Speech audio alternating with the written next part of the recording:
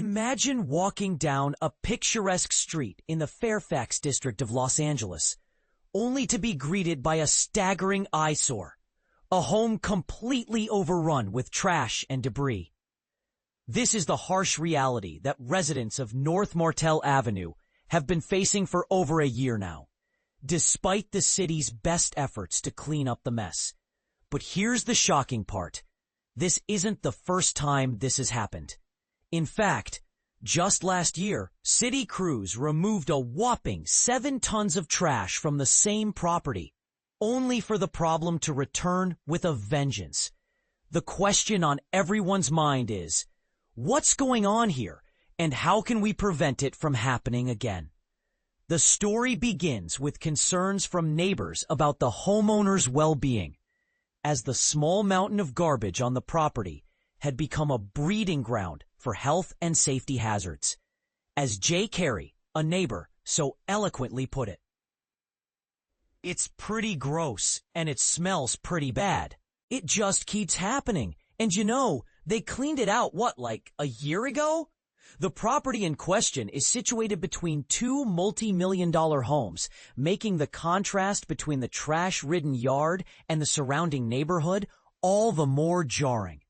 So, what prompted the city to take action in the first place? It all started when residents complained about the stinky piles of garbage in the yard, catching the attention of Los Angeles Mayor Karen Bass. She visited the home to assess the situation, and soon after, city work crews moved in to haul out the massive amounts of waste. But fast forward to the present, and it's clear that the problem has not been solved.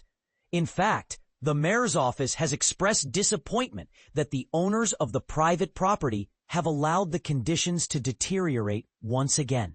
As they stated, the city expended significant public resources last year to address this health and safety hazard, including removing tons of non-hazardous waste, and there is an open and ongoing criminal case against the property owner.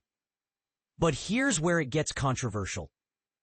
Some people, like Tanya Lee Janes, who claims to be a friend of the property owner, argue that the homeowner is not a hoarder, but rather a recycler. Jane says her friend, a veteran of the Vietnam War who suffers from PTSD, had planned to call her to help sort through the recyclables. While it's understandable that the property owner may need help, it's hard to ignore the fact that the trash has returned, and with it, the health and safety concerns. A spokesperson for Los Angeles City Councilmember Katy Yaroslavsky has called the situation completely unacceptable and has pushed for more accountability from the property owner. As they stated, our office has pushed LADBS, the city attorney, and the county for more than a year, flagged every complaint from neighbors, and demanded updates on every court hearing. This case shows how slow and fragmented the system is.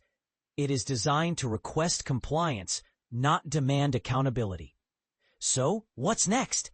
Will the city step in to clean up the mess once again? Or will they take a harder stance against the property owner? The neighbors are hoping for a more permanent solution, but only time will tell. And this is the part that most people miss: the complexities of the situation and the need for a more nuanced approach.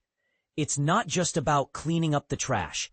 It's about addressing the underlying issues that led to the problem in the first place.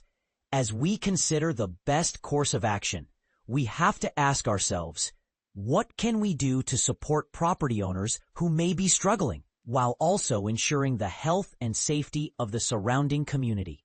The answer is not an easy one, but it's a question that we must confront head-on. So we want to hear from you. What do you think is the best way to address this issue? Should the city take a more aggressive approach to enforcing nuisance abatement? Or should they work to provide more support for property owners who may be struggling? Let us know in the comments.